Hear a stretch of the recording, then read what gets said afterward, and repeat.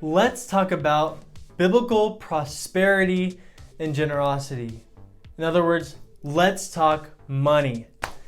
So I want to start by reading a verse that's from Luke 6, verse 38. It says, "Give, and it will be given to you.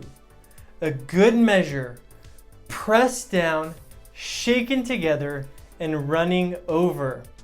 It will be poured into your lap. For with the measure you use, it will be measured to you." Now this is Jesus speaking here. As followers of Jesus, we are to serve God as His stewards and use whatever we have for His glory. This includes money. And so our use of money should be in service to Jesus. And money should not be our master. I want to start by talking about some of the dangers of wealth. Money is dangerous in a few different ways. But first, I want to read 1 Timothy chapter 6, verses 9 to 10. Paul writes, "Those who want to get rich fall into temptation and a trap and into many foolish and harmful desires that plunge people into ruin and destruction. For the love of money is the root of all kinds of evil. Some people, eager for money, have wandered from the faith and pierced themselves with many griefs." So money is dangerous in a few ways. In that, one, it can lead to greed and envy, which when not checked can cause us to do all kinds of foolish and destructive things. And it can harm us in a few ways. It can harm us, one, by just disrupting our peace, by leading us into unethical business endeavors, but it can also ruin our faith. Paul talks about people leaving the faith because of greed. And money can do this in that we can come to a point where we trust money rather than God to be our source of security, happiness, satisfaction, purpose even. And so money is dangerous, and it can also lead us to harm others through exploitation and other things. So money it's powerful and it can be dangerous.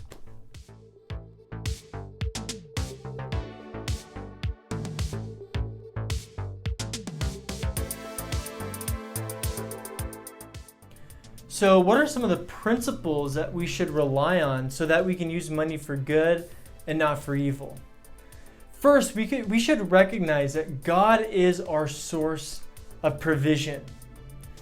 Deuteronomy 8:18 says, "But remember the Lord your God, for it is He who gives you the ability to produce wealth, and so confirms His covenant, which He swore to your ancestors as it is today." So first, we need to recognize that God is a source of our wealth. He is the one who empowers us to create wealth through our God-given talents, our discipline, our hard work. And so we need to trust that God provides and that He has enabled us to work hard and make a living. And also we need to recognize, by recognizing that God is our source, our trust is ultimately in Him, not our boss, not our talents, nothing else, not the economy. God is our source.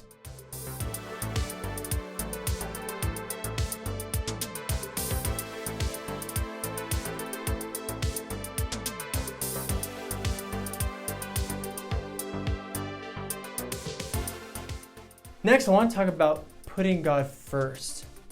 One way we avoid the pitfalls that come with money is to honor God with it.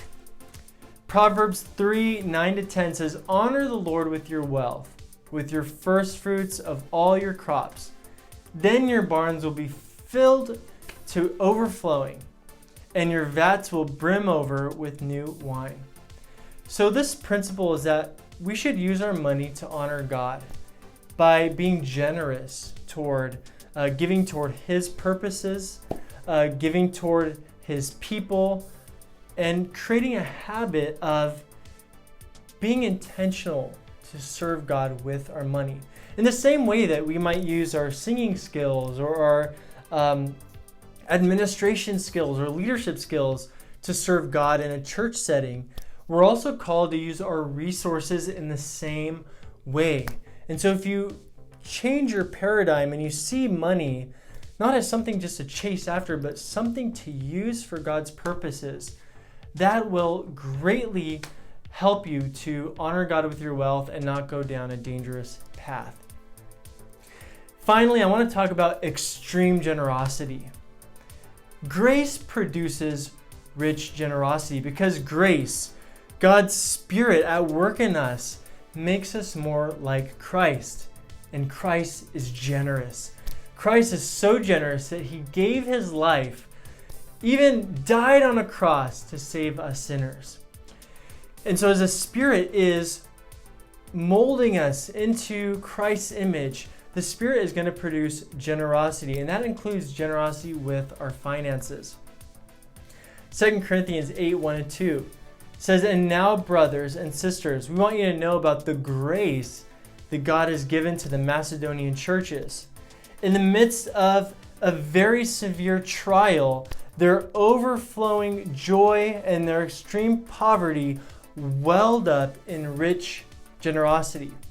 I love this story because Paul, he basically brags about the Macedonian churches, and he talks about how God's grace was so great in their life that despite a severe trial and extreme poverty, they still were extremely generous.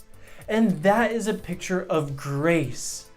You would think that, I'm not great at math or I'm not a philosopher, but you would think that poverty plus trials would not equal generosity. And yet, with God's help, that can be the case.